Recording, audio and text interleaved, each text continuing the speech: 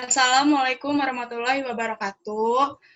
Kita akan membahas tentang kerusakan pada bahan dan produk agroindustri pada buah anggur. Saya Eka Mardelina, NPM 24031019004. Nama saya Masya Gendaga India, NPM 240310190022. Nama saya Fangfon Jasmila, NPM 2403111953. Nama saya Maralia Misantita, NPM 24031011908.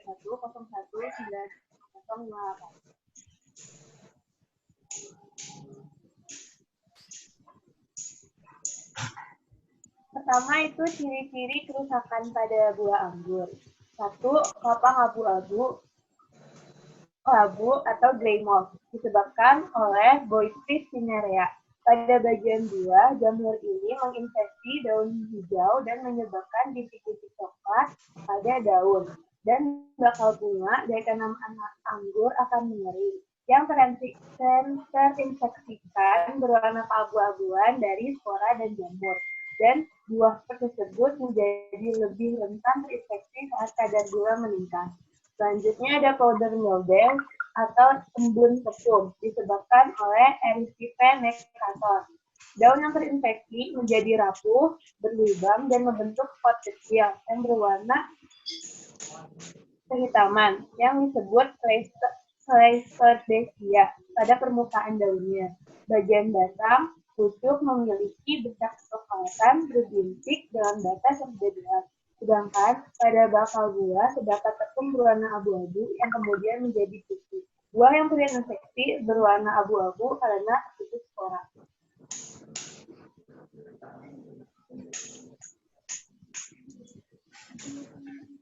Selanjutnya ada black rot atau busuk hitam disebabkan oleh Guignardia betuil. Terbentuknya kapsul berwarna hitam dengan bercak coklat yang memanjang pada anggur.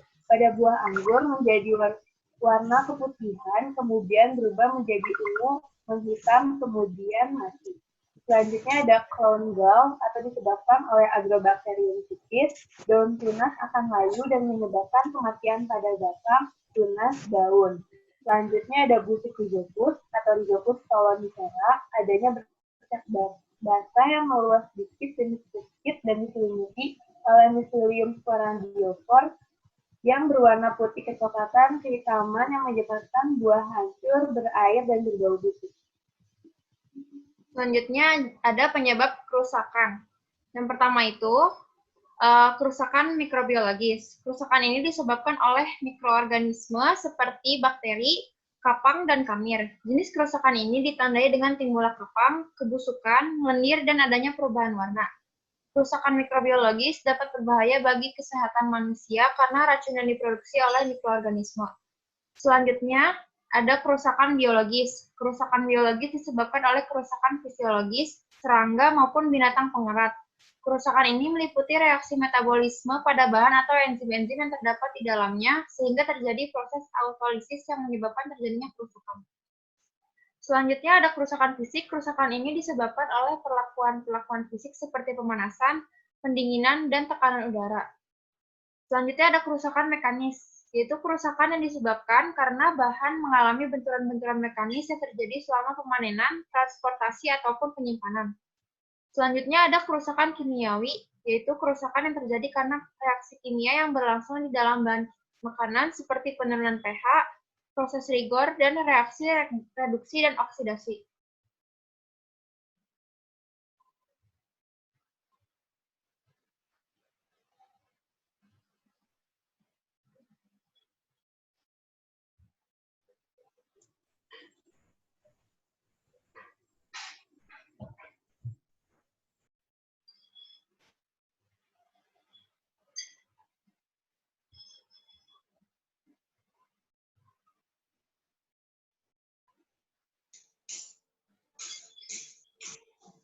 Selanjutnya, mikroba penyebab kerusakannya.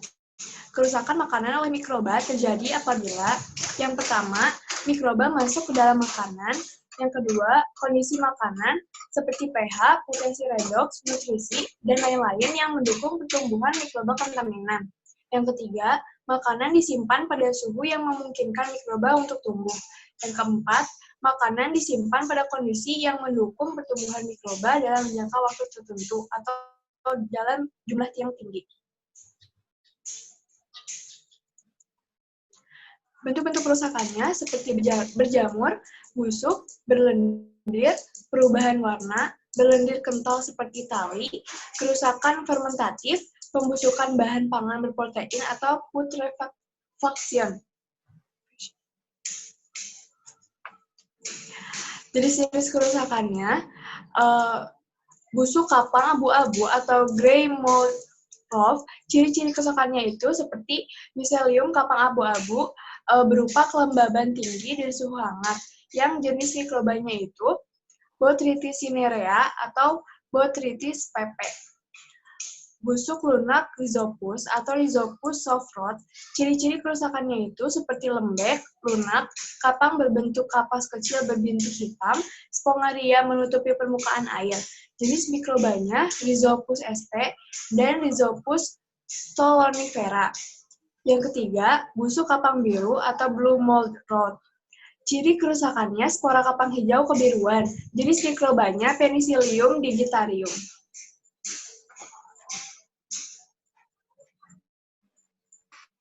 Lalu, bagaimana cara mengatasinya? Yang pertama itu kapang abu-abu atau kelabu, yang biasa disebut juga grey mold. Cara mengatasinya yaitu dengan menyemprotkan Diten M45, Antrakol, Turicide, Aero dengan interval penyemprotan 2 kali seminggu.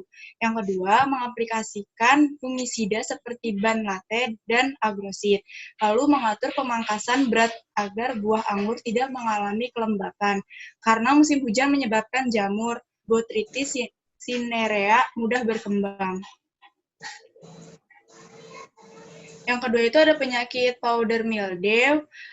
Cara mengatasinya yaitu dengan cara menyemprotkan Diten, Antrakol, Turicide, dan Aero yang dilakukan 2 kali dalam seminggu. Penyemprotan burdo atau bahan yang mengandung tembaga. Penyemprotan sebaiknya dilakukan sebelum penjarangan buah karena bahan ini sulit dihapus bila menempel pada buah. Yang ketiga, memotong bagian tanaman yang sakit berat untuk dibakar serta penggunaan fungisida. Penyakit selanjutnya ada black rot atau busuk hitam. Cara mengatasinya yaitu dengan memangkas dan memusnahkan buah yang terserang, mengurangi kelembapan dengan memperbaiki drainase, memangkas daun dan cabang yang terlalu rimbun, membungkus buah, menyemprotkan fungisida Diten, Antrakol, Bion M, Mandazim, Manzet, atau Kozep. Lalu di sini ada saran penyimpanan buah anggur, yaitu dapat dilakukan melalui 2 cara. Yang pertama itu penyimpanan pada temperatur ruangan. Keuntungannya itu lebih praktis, biayanya murah, dan buah anggur bisa lebih tahan lama mempertahankan kesegaran buahnya. Terus tekniknya itu, buah anggur yang telah disortasi segera dimasukkan dalam gudang yang bersih, tidak berbau, dan ventilasi udara yang cukup. Dalam buah anggur yang dalam gudang dibuat para-para untuk menempatkan buah anggur yang digantung perdompolan dengan menggunakan tali.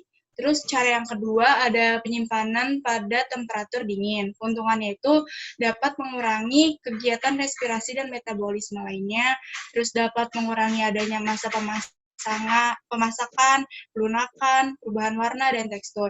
Lalu dapat mengurangi adanya kerusakan karena bakteri atau mikroorganisme lainnya.